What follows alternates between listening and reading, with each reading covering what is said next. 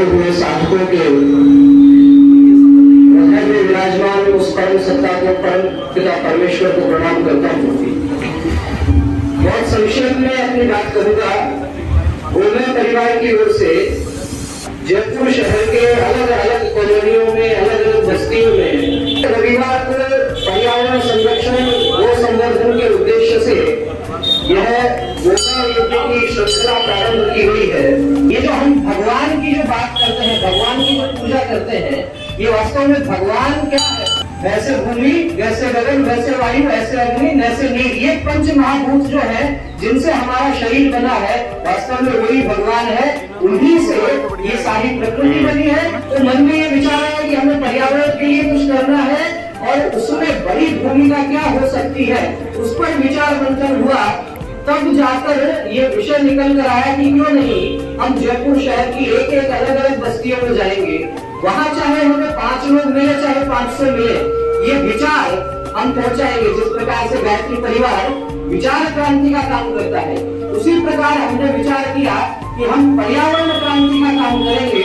और ये विचार जिनके साथ साझा हुआ वे गोमेर परिवार के निदेशक आदरणीय डॉक्टर सीताराम जी गुप्ता है। और आनंद का विषय यह है कि जयपुर नगर निगम ने भी गोमेर परिवार के जिनमें 11 मोक्ष धाम कर दिए हैं, वहाँ निःशुल्क गोत्राष्ट्र से अंतिम संस्कार के कार्यक्रम होने प्रारंभ हो गए।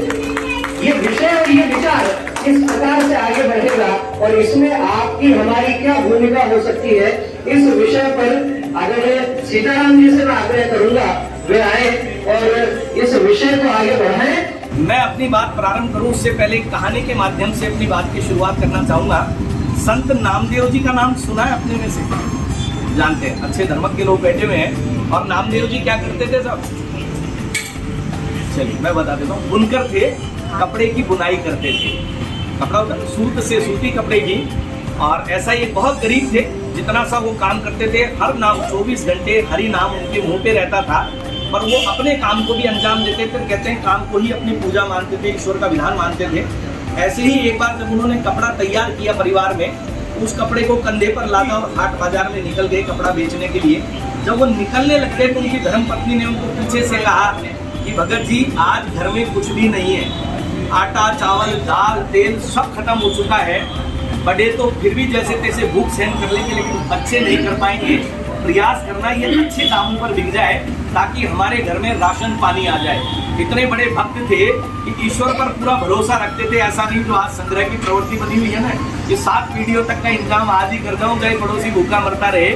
वहाँ ये था कि अपने ईश्वर की भक्ति करनी है, सहज में अपना कर्म करते जाना है और जो ईश्वर विधान करते वो घर में लाना है, अपने परिवार का पालन पोषण करना है। तो उन्होंने कहा जैसे मेरे हरि की, जैसे मेरे कान्हा की इच्छा, जो वो व्यवस्था कर देंगे मैं ले आऊंगा। ऐसे ही करते करते जब वो हाट बाजार की तरफ बढ़ने लगे, पीछे से एक आवाज आई, संत तेरा भला करे, ठंड में ये फकीर है, ये मर जाएगा, ये कपड़ा 2 चद्दर का कपड़ा मुझे दान कर दे।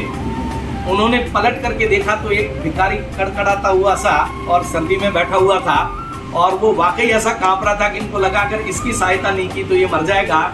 तो वो बड़े सीधे थे। संत ने पूछा भैया 2 चादरों में कितना कपड़ा लगेगा? बोले जितना तेरे कंधे पे रखा है ना ये दे दे मुझे।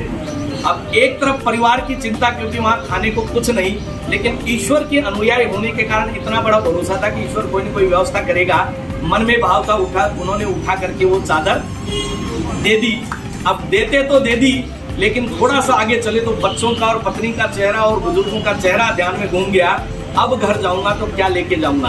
और कहा कि जैसी मेरी कान्हा की इच्छा, एक पेड़ के नीचे गए। बोले प्रभु मैंने तो अपना जो था वो दे दिया, मेरे परिवार का तू जाने, तेरा काम जाने। और एक पेड़ के नीचे बैठ के अपने कान्हा के भजन में लीन हो गए। अब ईश्वर को जब परिवार की जिम्मेदारी संभला दी तो ईश्वर थोड़ी पीछे रहने वाला है और भगवान उनके दरवाजे पर जाकर के खटखटाए। खटखटाते ही अंदर से आवाज आती है कि कौन हो और क्या चाहिए। और ईश्वर को बड़ा आनंद आया इस बात पे कि उनको पता है घर में कुछ नहीं है, उसके बावजूद भी इनका भाव है देने का। एक तो होता है कि हमारे पास बहुत कुछ होता है फिर भी हमारी जेब से निकल नहीं पाता। एक होता है कि घर निकला क्या चाहिए, तो उन्होंने कहा माँ चाहिए कुछ नहीं, आप कौन हैं? बोले जैसे संत नामदेव जी भगवान के भक्त हैं, ऐसे में नामदेव जी का भक्त हूँ। तो क्या चाहिए? बोले चाहिए कुछ नहीं, दरवाजा तो खोलो। और नामदेव जी ने कुछ भिजवाया है, वो देने आया हूँ। अब जैसे ही दरवाजा खुला और सामान की आवक शुरू हुई और इतना सामान आने लगा, घर के दरवाजे सारे खुल गए, लोगों के रहने की जगह कम पड़ने लगी और भरते जा रहे हैं शाम होते होते तक। और नामदेव जी की पत्नी थक गई। उन्होंने कहा कि बाबा अब तो रहने दो, अब तो संत नामदेव जी आए ना तब लाना, अभी तो जाओ यहाँ से, हमारे रहने की जगह तो हो। तो उन्होंने कहा कि नामदेव जी पता नहीं कहाँ भटके फिर रहे हैं। तो उन्होंने कहा कि कहीं नहीं भटके फिर रहे, वो अपने प्रभु के ध्यान में पास ही पेड़ में बैठ के नीचे बैठे हुए हैं। जब पत्नी और बच्चे उधर गए तो नामदेव जी अचानक घबरा गए कि अब तो ये भूखे प्यासे आ रहे होंगे और अभी आते ही और डांट लगाएंगे। पर तुरंत वो जब प्रसन्न मन से बच्चे आए तो उनको समझ में आ गया कि मेरे कान्हा ने कोई न कोई व्यवस्था कर दी है। वहां आते ही भी पत्नी ने कहा कि इतना सामान भिजवाने की क्या आवश्यकता थी, वो तो बरसों का सामान दे गए। अच्छा होता थोड़े से पैसे, अगर आपका थान अच्छे भाव में बिकी गया था तो थोड़े से पैसे तो बचा लेते। तो वहां संत ने कहा कि जैसे मेरा ठाकुर की इच्छा है, मैंने कुछ नहीं किया, मैंने सिर्फ अपना सर्वस्व समर्पण किया था। और जिस सरकार को सर्वस्व समर्पण किया वो सरकार जब देने पे आती है ना तो पूरी दुनिया का खजाना लुटा देती है। वो सरकार इतनी अनूठी होती है जो सुदामा के 2 मुट्ठी चावल के बदले लोक का समर्पण सामने वाले भक्त के लिए कर देती है। ईश्वर ऐसे ही अनूठे हैं। जब हमारे मन में भाव आ जाता है कि हमें कुछ देना है तो आप निश्चित मानिए प्रकृति के दरवाजे आपके लिए खुल जाते हैं। बशर्ते भाव आपका कितना अच्छा है, आपके विचार कितने अच्छे हैं। और कमोबेश ऐसा ही विचार 2 साल पहले ईश्वरीय कृपा से मन में आया कि जब पर्यावरण से रिलेटेड हम देख रहे थे कि आज के समय में स्वस्थ जीने के लिए भी भरपूर ऑक्सीजन वातावरण में नहीं है। पूरे जीवन में स्वस्थ जीने के लिए 21% ऑक्सीजन की आवश्यकता होती है। और आपको ये जान के आश्चर्य होगा, पूरे भारतवर्ष में केवल हिमालय के कुछ तराई क्षेत्र है जहां पर इतनी ऑक्सीजन बची है, वरना जयपुर जैसी जगह पे भी 16 से 17% ऑक्सीजन है केवल। यानी जब ऑक्सीजन हमारे जीवन में कम हो रही है तो फिर दूसरी जहरीली गैसें हमारे शरीर में जाएगी और धीरे धीरे जो बीमारियां आप देख रहे हैं, किसी भी परिवार को, किसी भी घर को उठा के देख लीजिए, कोई न कोई व्यक्ति किसी न किसी बीमारी से ग्रसित है। बिरला कोई परिवार आपको मिलेगा, मैं कह सकता हूँ शायद ही कोई परिवार ऐसा होगा जिसके सभी लोग हर उम्र में लेकर के स्वस्थ हो। आप अपने ही परिवार में नजर उठा के देखिए, किसी को बीपी है, किसी को शुगर है, किसी को डायबिटीज है, किसी को कैंसर है, कोई न कोई बीमारी से ग्रस्त है। लेकिन मैं आपसे निवेदन कर दूं, ये तमाम बीमारियां हैं, ये हमारी अपनी बुलाई हुई है सर। क्योंकि ईश्वर ने तो जो पंच महाभूत दिए थे, जैसा अभी विवेक जी बता रहे थे कि वैसे भूमि, गैसे गगन, वायु, वैसे वायु, वैसे अग्नि, नैसे नीर, इन 5 ही चीजों से मिलके भगवान बना है। और इन्हीं 5 चीजों से मिलके हम बने हैं। भूमि, गगन, वायु, नीर और आकाश, यही तो 5 तत्वों से हम बने हुए हैं। गौ माता के 5 गव्य जो दूध है, दही है, घी है, छाछ है और आपके गोमूत्र है, ये 5 गव्य इन्हीं 5 तत्वों को शुद्ध करने के काम आते हैं। यदि अगर मैं एक उदाहरण केवल दूं कि यदि जल तत्व की बात करें, देशी गौ माता के दूध को गर्म करने पर जो भाप निकलती है, यदि उसको संगठित करके जल बना लिया जाए, दुनिया का सर्वश्रेष्ठ जल होगा। और एक विधा पे हमने कंसंट्रेट किया कि जिसके कारण बहुत पेड़ कट रहे हैं इंडिया में। अंतिम संस्कार सब जानते हैं, एक अंतिम संस्कार में कितने पेड़ जाया होते हैं सर? 2 पेड़ लग जाते हैं और पूरे भारत में 1 करोड़ अंतिम संस्कार होते हैं। 2 पेड़ का मतलब 2 करोड़ पेड़ों को काट करके अंतिम संस्कार के लिए जला दिया जाता है।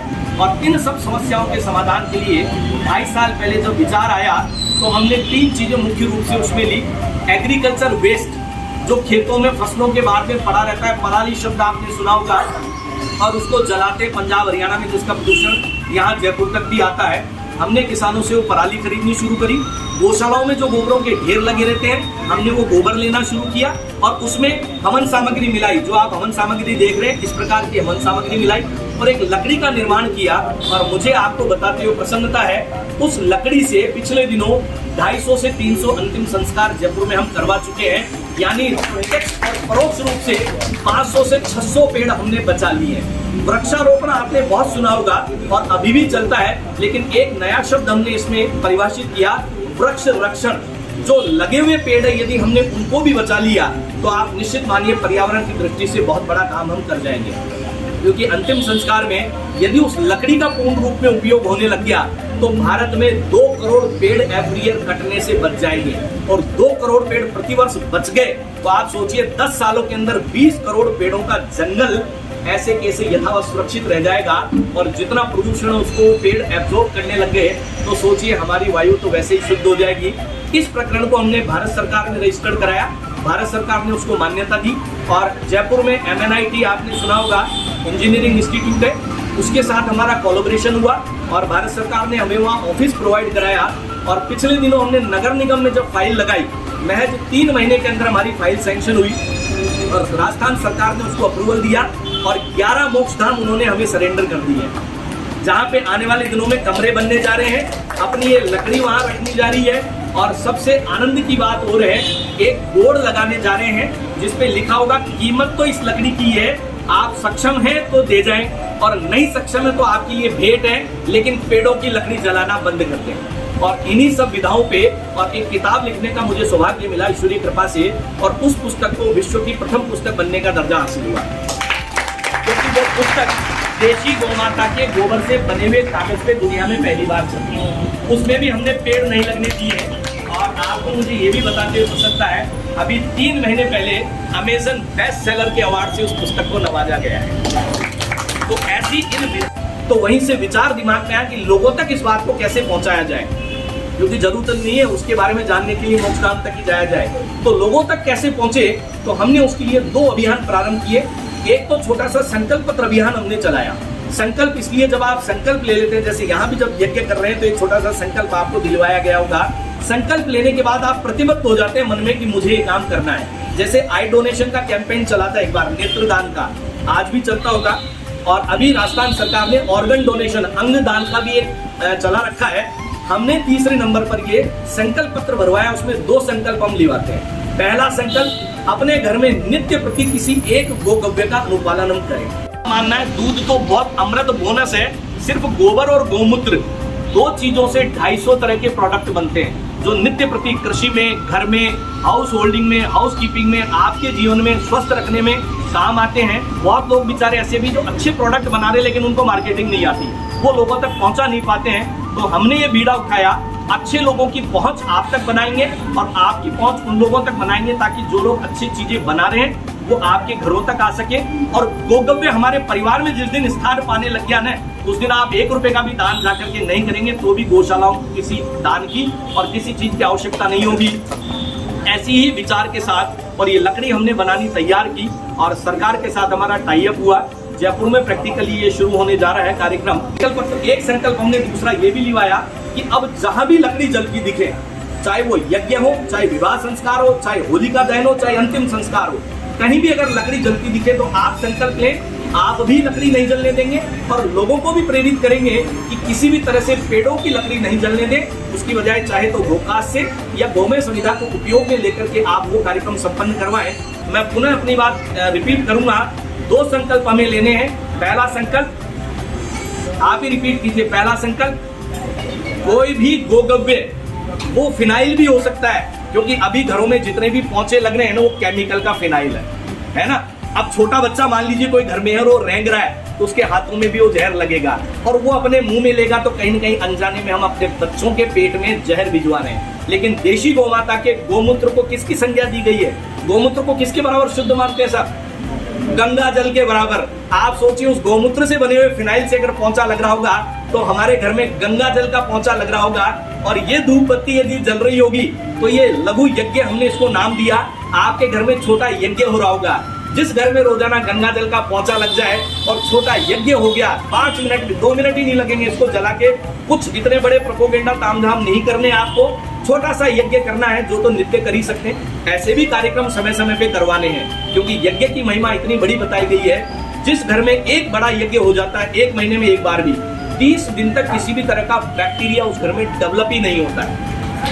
और गोमय वस्ते लक्ष्मी कहा जाता है। गाय के गोबर में लक्ष्मी का निवास है। जब लक्ष्मी साक्षात आपके घर में घूम रही होगी तो किसी भी प्रकार की अभाव और किसी भी प्रकार का कमी तो आपके घर में होनी ही नहीं है।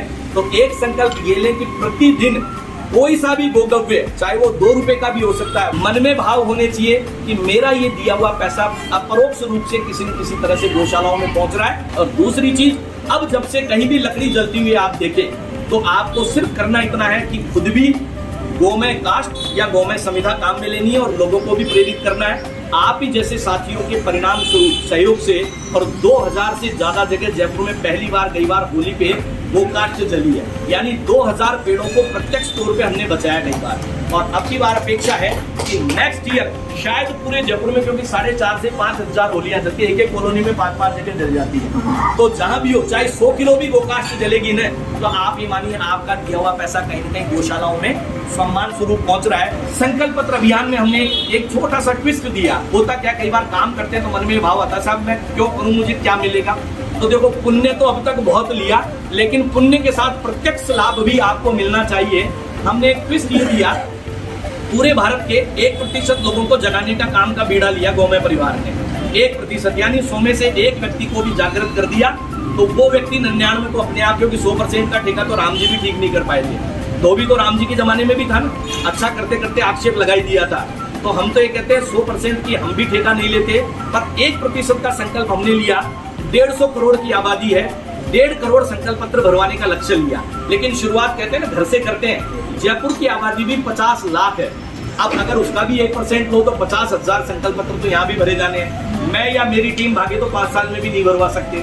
तो हमने एक तय उसमें किया, ऑनलाइन है, मोबाइल पे है, ऐप बना दिया हमने, कहीं कुछ नहीं भरना, कागज नहीं बिगाड़ने, पेड़ खराब नहीं करने हैं। आप मोबाइल का जमाना है, सब लोगों के पास मोबाइल है, आपको करना ये है, आने वाले दिनों में हमारी टीम है आपको कोऑर्डिनेट कर लेगी, वहाँ आपको ऐप डाउनलोड करना होगा। और YouTube चैनल है, आप लोग मोबाइल आजकल खूब देखते हैं, YouTube चैनल पे जब भी आप जाएं, गोमय परिवार के नाम से YouTube चैनल है, पिछले 9 यज्ञ भी उसमें है। अगर आप किसी यज्ञ में शामिल नहीं हो पाए हो और हर बार मेरी एक नई कहानी होती है, इसलिए उस कहानी को भी सुनना हो तो आप उस YouTube चैनल को जरूर देखिएगा। और उसके अलावा बहुत सी जानकारियाँ उसमें हमने दी हुई है, हम क्या कर रहे हैं, किस तरह है। आप सबने अपना समय दिया, मैं यहाँ के स्थानीय आयोजक आपका भी बहुत बहुत आभारी हूँ और गायत्री परिवार के आप सबका बहुत आभारी हूँ कि आप सबके सहयोग से श्रृंखला चल रही है। 10 यज्ञ हमारे संपन्न हो चुके हैं सफलतापूर्वक आज के सही, और 51 यज्ञ ऐसे करने का हमने संकल्प किया है। जयपुर के अलग अलग एरिया में जाते हैं, चाहे वहाँ 50 लोग मिले, चाहे 100 लोग मिले, चाहे 10 लोग, हमारा प्रयास है कि विचार आपके दिमाग में डालें, क्योंकि आपके माध्यम से आगे लोगों तक ये चीज पहुंच पाए और धीरे धीरे हर जन का अभियान ये बन सके। जो इसलिए उस पर्यावरण को बचाने के लिए, वायु को बचाने के लिए, लोगों को बचाने के लिए, और इस संकल्प को आप अपने जीवन में अवतरित कर लें और इसमें प्रतिभागी बनकर राष्ट्र सेवा का आनंद लें। जय गौ माता, जय गौ माता।